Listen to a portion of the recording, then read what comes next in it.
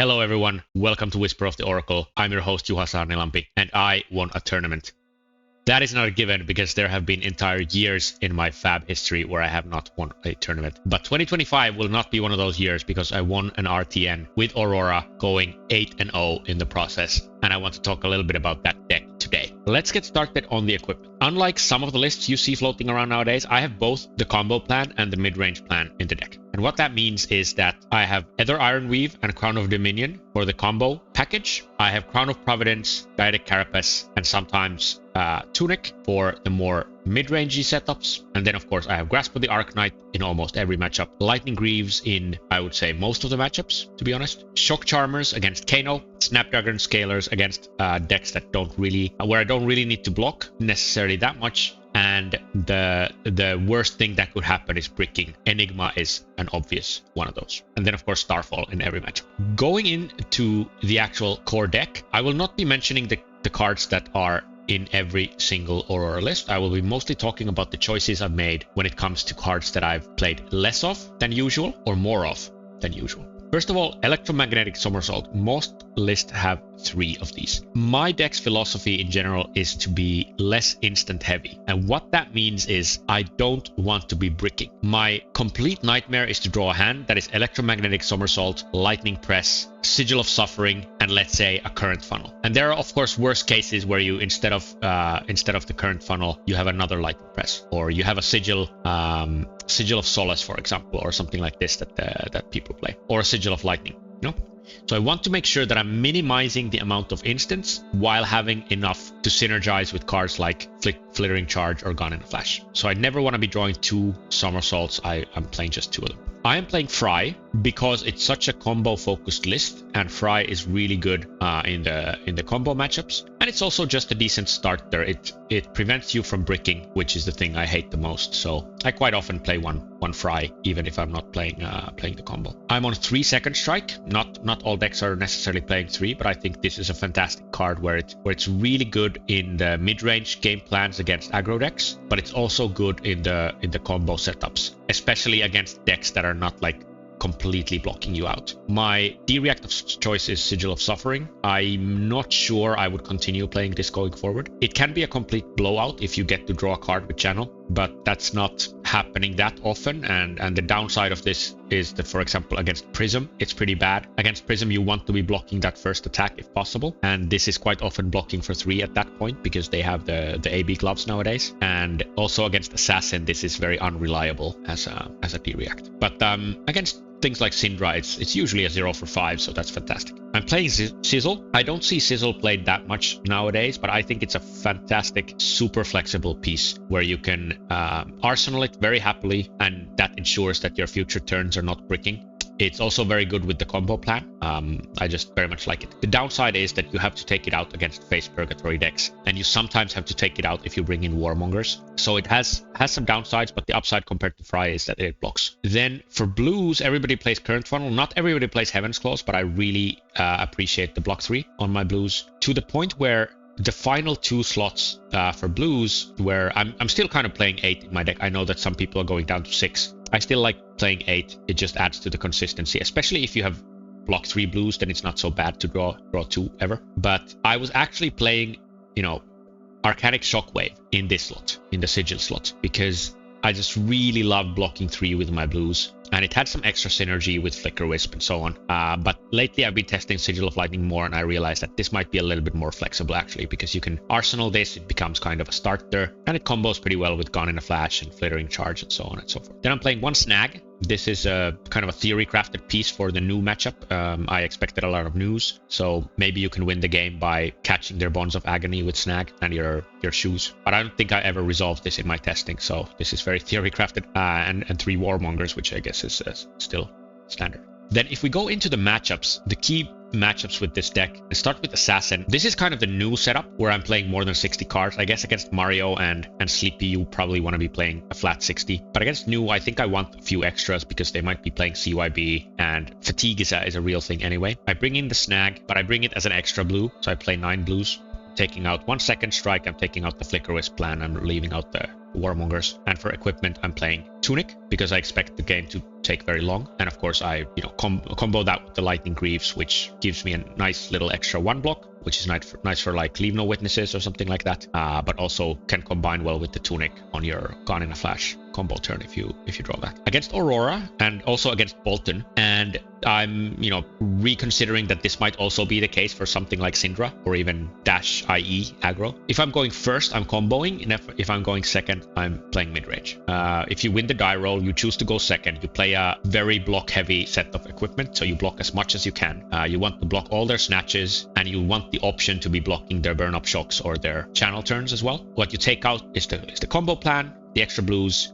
You take out a couple of fries and a lightning press. If you combo, then you of course bring in the Iron Weave and the Crown. You still bring in Lightning Greaves, although this is could be questionable. You could argue that maybe you need Snappies just to make sure that you have the best combo possible. But at least with this setup, you can block 4, so you can block an entire snatch with your equipment. And here I'm taking out all the lightning presses. I don't expect them to be blocking that much, and these are one of the worst cards to have on your combo turn. Sigil of Suffering is the absolute worst card to have on your combo turn, and I'm just trying to maximize the combo value, try to find it as soon as possible, and increase variance to the matchup that I feel I have lost because I lost the die roll. Against Azalea, you want to be blocking as much as possible with your equipment, but you of course save it for the key Red in the Ledger or whatever it is. You don't block a random Blood Rot token or whatever with this equipment. You bring in the sigils. You hope that they don't have that extra floating, so it has a lot more value. And you take out Flicker Wisps, non-blocking blues for the Warmongers. You take out a Fry, and you take out Sizzles because you're bringing in Warmongers. And the game plan is just to outvalue them. Against Brutes, I bring in the Tunic and the Lightning Greaves. The Lightning Greaves are not, of course, for AB, but they combo pretty well with the Tunic, and they combo pretty well with the Grasp to block 3. And then you can put in a 3 block and these 2, and you can cover a CNC or something else that you have to block for 6. And even though the Tunic, it sometimes gets 2 resources for you, and it quite often gets 1, but still that 1 resource is usually more valuable than 2 block, because the sword swing that you have might be threatening Burn Up Shock or Channel Lightning Valley. So and their attacks don't really have on hits that often, so I think it's slightly better to play Tunic than Carapace. I take out the combo pieces. I take out a couple of fries and a second strike, so it's just a mid-range battle, or a race really. Maybe one thing to say against Levia here is, because I played a couple Levias in the tournament, and the game plan against Levia specifically is number 1, you try to prevent them from flipping, or if they go down to 14, you can try to cheese them with some arcane damage on their turn, which is usually why they are playing AB nowadays. So even Levias are playing AB,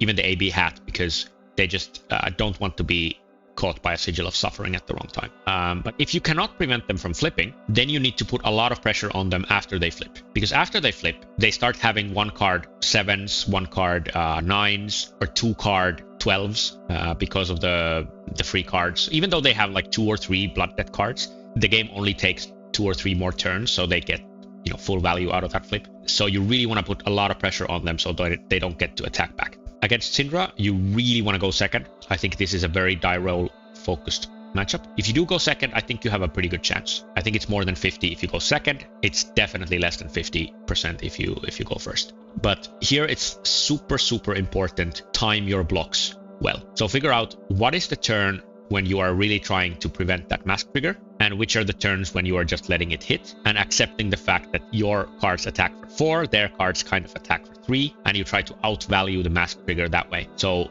lining up your blocks in a way where you say, okay, he's coming in for 3, this is their 3rd chain link, they have 1 more card left. So I can block for 3 with my equipment, and then I can block for 4 with my equipment. Or if they come in only for 3, then I can block with 3 with a card from hand and save my crown. Having this kind of scenario thinking when you start blocking is super important, so that you prevent them from drawing with mask on a turn where you blocked. Going second is super strong. So if you don't stumble, if you draw the Channel Lightning Valleys, if you draw the snatches, if you draw the burn up shocks, you can still win those games, even though they draw from mask every turn. And Crown of Providence is actually pretty valuable to save for breaking point, so don't sort of haphazardly throw it in front of something. I think the next relevant deck to talk about is Enigma. I've been playing the combo plan into Enigma. I really like it. I know you can also play it with Tunic and just play the long game and try to attack with Starfall as long as as much as possible. But I really like the combo plan. They give you so much space that you can find the combo, and then they don't really stand a chance after that, unless they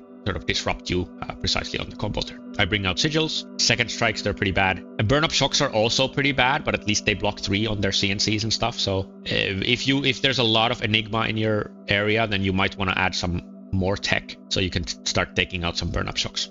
Weirdly, cards like Fry are actually pretty good in this matchup because they enable you to convert 5-card hands efficiently. Against the Earth decks or Florian and, you know, to some degree Verdance, I'm also trying to play the combo. The challenge here a little bit is that you know, cards like Second Strike are not as good because they have so many Rootbound Carapaces, and especially Florian, he has the Face Purgatory, so you need to side out your discharges so you don't give them maximum Face Purgatory value. You could also side out the Sizzle, but I think I've sort of tried to optimize for the combo here a little bit more and try to ignore that risk. The good thing with Sizzle is that you can combo it with the sword, so it, you know, only comes in for 5, and they don't get maximal Face Purgatory value out of that. Ira, I like to play as kind of a mid-range value fest where I try to get as many Tunic triggers off as I possibly can and just outvalue them by attacking for 4 and 4 and 4 and trying to line up my on-hit turns so that if I have a Channel or a Burn Up Shock, I try my best to keep a 5-card hand, even though they might be drawing from Mask. Because if I have a small hand with some of these on-hits, they will very often have that D-react, but they have very poorly blocking equipment. So if I have a lot of 4s coming at them, then they will run out of D-reacts faster than I will run out of 4 attacks, and that's going to give me the extra value from these 2 power cards. I'm taking out the combo, taking out some Second Strikes. Kano, I believe, is a very good matchup with this deck. You bring in all your blues, you bring in AB3 and Spell Void 2, and that sounds very defensive, but the thing is you're not actually losing that much on your offensive front. What you're simply doing is you're maximizing the chance that on the turn, when they have to combo you, which is usually turn 3 or 4, you maximize the chance that you have a blue as well as your Spell Void 2. So their Wildfire combo needs to be pretty huge to get around that. Taking out the Flicker Wisps, there's probably not enough time to find the combo, and taking out Sigils, of course, and some Lightning Presses and some Somersaults, because if they're blocking, they're not anyway blocking breakpoints very well, so I don't need Lightning Press necessarily. Prism is can be a tough matchup sometimes. You really need to select carefully whether you want to be blocking their first Herald or not, because getting blown out by Angelic Wrath can be really, really bad. But Lightning Presses are pretty good. So sometimes what you can do is you can block with partly equipment, partly with a card from hand, and if they Angelic Wrath you have a Lightning Press backup, and if they don't, then you just arsenal the Lightning Press, and you wait for that turn when you absolutely have to pop their Herald, because Lightning Pressing your own defensive attack action pops the Heralds. And since most of your attacks are for 4, Lightning Pressing them takes them to 7, which is the magic number. So take out Second Strikes because they have so much ward that sometimes you're not hitting them at all. I'm taking out some Channel Lightning Valleys. Also in a ward situation, they can be pretty bad. So I'm kind of taking out these cards which are win more, and I'm trying to keep a deck which is just super solid, both when they have the Angels out and when they don't. And then against Viserai and Vincent, I play the combo plan. There might be an argument that you know, if you go second, you don't play the combo, but I've always played the combo and I've really liked it. I think Viserai has been a very favorable matchup with the combo plan, to be honest. So I have Lightning Greaves and the combo equipment. I take out Electrostatic Discharges and Sizzles. Sizzles partly because I have Warmongers, and of course both of these because they have Face Purgatory, so I'm trying to not give them face value. I'm siding out a couple of blues because I'm bringing in the Warmongers, and then I'm just trying to find the combo as fast as possible. That's the logic. I'm trying to use cards like Burn Up Shock, Snatch, and Channel Lightning Valley, lengthen the game by forcing them to block. I'm very, very happy if they start blocking. If they block my on-hits, I am winning because that gives me more time to find my combo. And what I'm really trying to do, the game plan I'm trying to enact is I'm putting Arc Lightning hopefully in Arsenal. I'm trying to find another Arc Lightning or a Flicker Wisp. And on the turn when I find it, I'm hoping that I have some sort of an on-hit, or the turn before it, I hope that I have some sort of an on-hit that forces them to block a little bit. And after they do, they attack me only with 1 attack action with 1 card in hand, maximum. Because if that's the case, then I can block that with my equipment. I have 4 block in my equipment, and I'm basically succumb proof, because the only card on the other side that matters for you in the matchup is Succumb to Temptation. If they have it, and if they can easily play it on your combo turn, then you probably lose. If they don't find it on that turn, or if you can block the only attack that they have with your equipment, then you're safe and you can go into your combo. Of course, the challenge is now you need to play around Face Purgatory, but that can sometimes be done with the cards that you have. So for example, in my semifinal game, I had 2 blues and the attack action card and the combo. So what I could do is I could make a Rune Chant attack with the attack action card and only have 1 blue in hand. So when they block with face, I can use Aurora's ability and in a sense not lose a card.